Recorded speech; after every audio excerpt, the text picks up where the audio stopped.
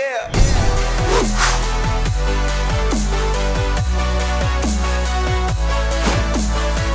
Welcome back to the Gridiron Expert.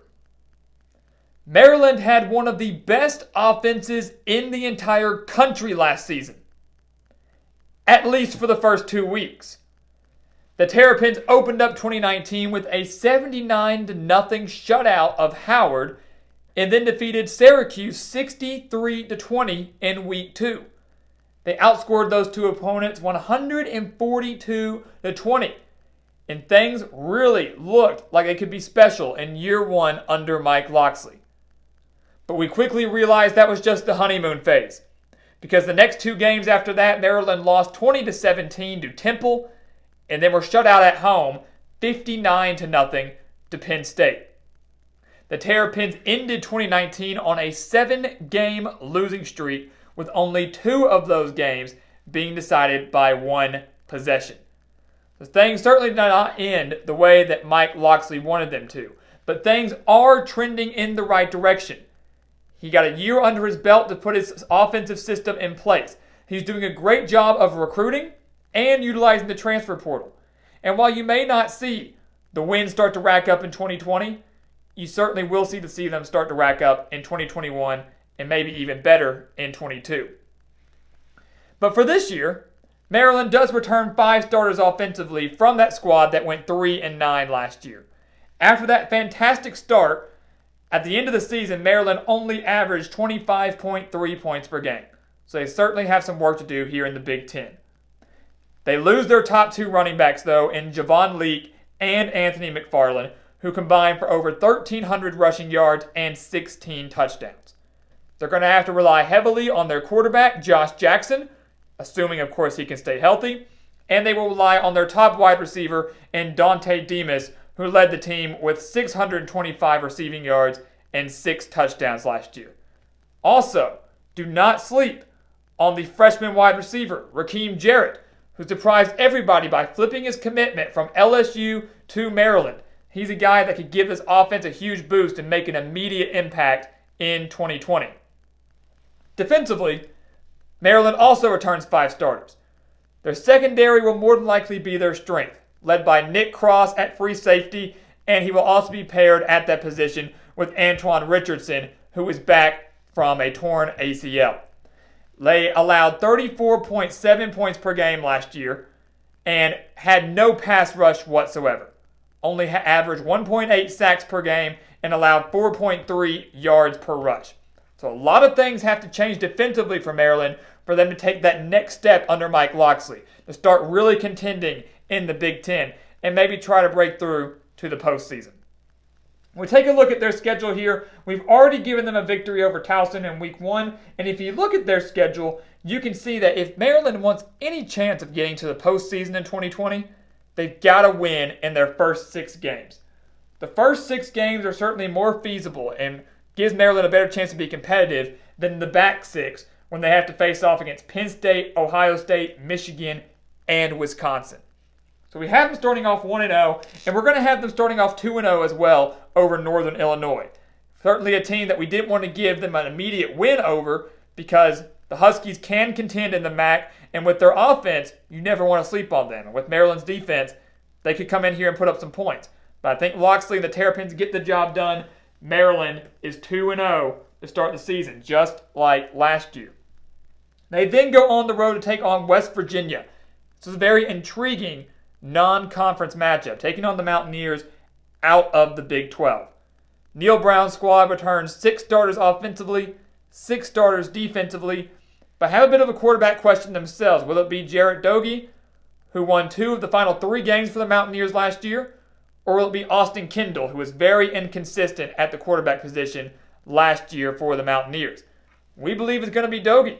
The way he finished, he should be able to get the starting job in 2020. Now I look at this here.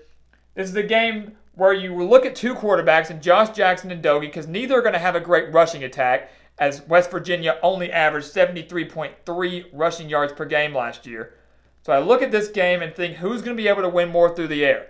I like Doege better at quarterback. I like that West Virginia has home field advantage in this one. And I think Neil Brown's squad was certainly more competitive and seems better prepared in year 2 under their brand new head coach than Maryland does with Mike Locksley.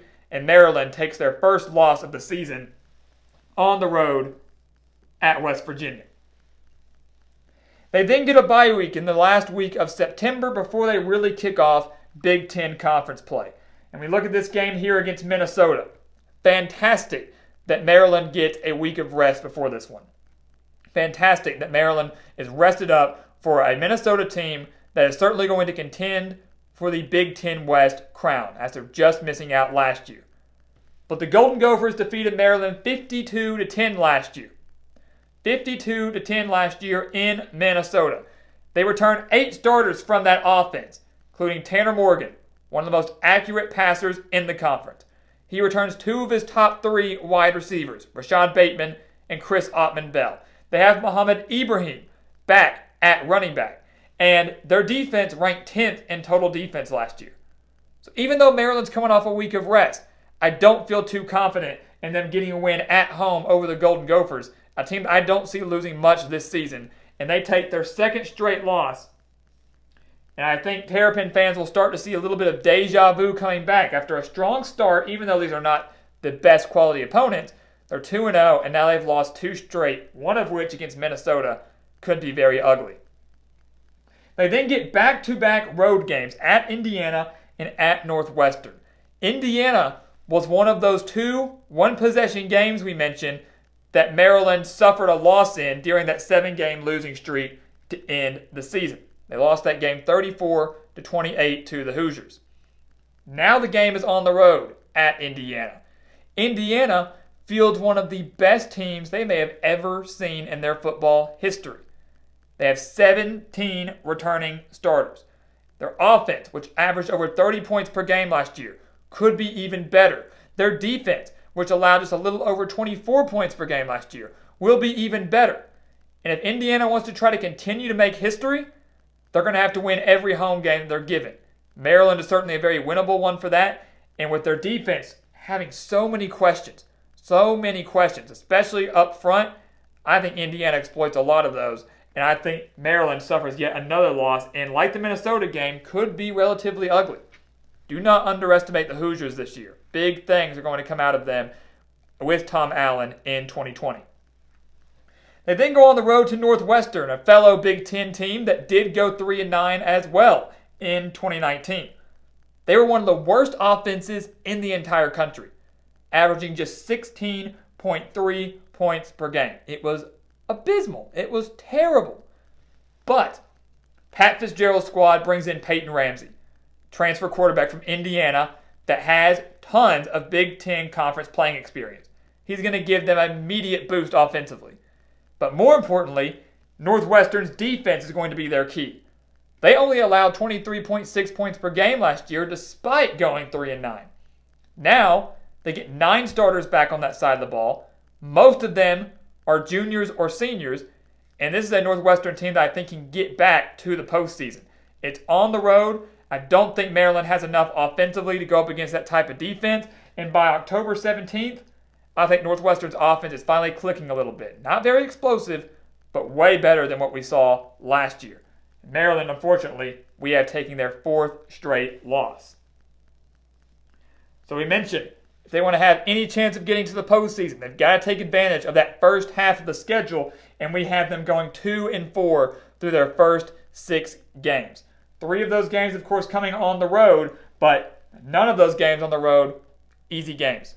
Not in the slightest. An improving West Virginia team, a very experienced Indiana team, and a Northwestern team that gets a lot of key pieces back. They then start off that back half of the schedule, going up against Wisconsin at home. Back-to-back home games here against Wisconsin and Rutgers. But like we mentioned with Indiana, Northwestern, Minnesota, Wisconsin is going to have a fantastic defense. 9 starters, yet again, returning on that side of the ball from one of the best in the country. 4th best defense in the country last year. Yes, they do lose Jonathan Taylor, which is a blessing for Maryland, considering they allowed over 4 yards per carry last year. But they do return Jack Cohen at quarterback, and I don't think Maryland can score more than 17 points in this game. If I'm being perfectly honest, with Wisconsin's defense, even though they get to host the Badgers, it's going to be pretty brutal for the Terrapins. They lose to Wisconsin, but they do get a win over Rutgers, finally snapping a 5-game losing streak. This is going to be an ugly game. Not necessarily saying Maryland will blow out Rutgers, even though they did that last year, 48-7. That was their last win of the season last year. But both these teams had terrible defenses. Maryland was 115th in scoring defense, allowing 34.7 points per game. Rutgers was 123rd in scoring defense, allowing 36.7 points per game. Both of these defenses should improve, but when you look at it, Maryland's offense will certainly be better than Rutgers. Maryland has home field advantage, and Rutgers has a much bigger rebuilding process to deal with Greg Schiano than what Mike Locksley is dealing with in College Park. So they get a win over Rutgers and finally get on the board with a Big Ten victory. They then face a gauntlet of a 3-game stretch to kick off November. At Michigan, Ohio State, at Penn State. And I'm just going to go ahead and mark down losses for every single one of these games. Because if we're being honest here, they're not going on the road to beat Michigan in the Big House. They lost to the Wolverines 38-7 last year. They lost to the Wolverines 38-7 last year at home. Their defense, yet again, will be extremely good. And Michigan, once they find a quarterback, which I believe will be Dylan McCaffrey, their offense, I think, could be even better than what we saw last year. They kind of peaked midway through the season, and I think they kind of continue that success coming into 2020, despite losing Shea Patterson and a few other stars as well. Ohio State, we don't have to say much about that. Justin Fields, Chris Olave, Trey Sermon, a team that almost made the national championship last year. They're the kings of the Big Ten until proven otherwise, but it should be noted that the last time the Buckeyes visited Maryland, they narrowly escaped with a 52-51 overtime victory. So don't overlook this game if I'm Ohio State. Can't afford to overlook it. But they did beat the Terrapins 73-14 last year.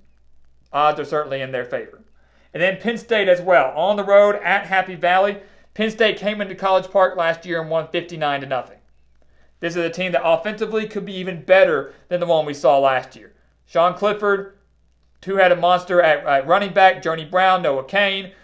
You've got a great wide receiver core as well. You've got Pat Freiermuth, who's going to be one of the best tight ends in college football. Micah Parsons leading the defense. The list goes on and on for Penn State. Maryland doesn't have what it takes to go into Happy Valley and snag a win. It's just not going to happen. So they're going to face a 3-game losing streak there after that Rutgers win on Halloween. But they conclude the season with a win over Michigan State. And I think that's going to blow everybody's mind. And I think people will be appalled that we have them defeating the Spartans. Michigan State was also the second one-possession game that Maryland lost during that 7-game losing streak last year, falling to the Spartans 19-16. The Michigan State team we saw in 2019 will be way better than way better than the Michigan State team we will see in 2020.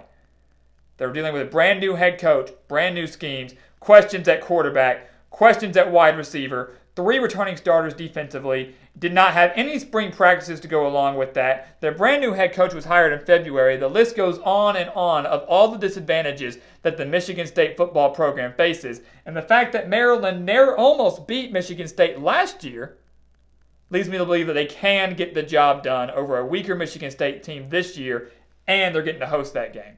So I think Mike Locksley's team finishes the year on a high note, gets 2 conference wins in 2020, and they finish the year at 4-8.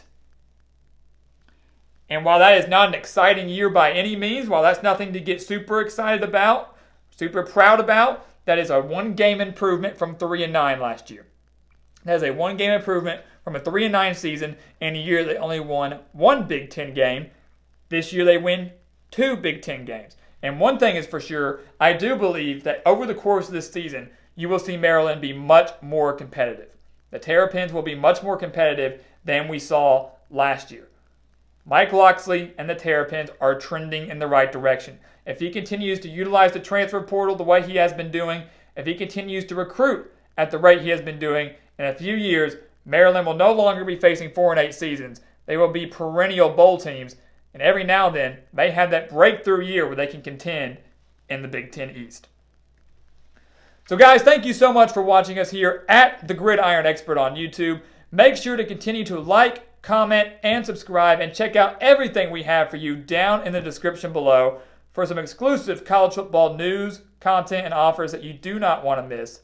And once again, as always, thank you so much for watching, and we'll see you next time right here on The Gridiron Expert.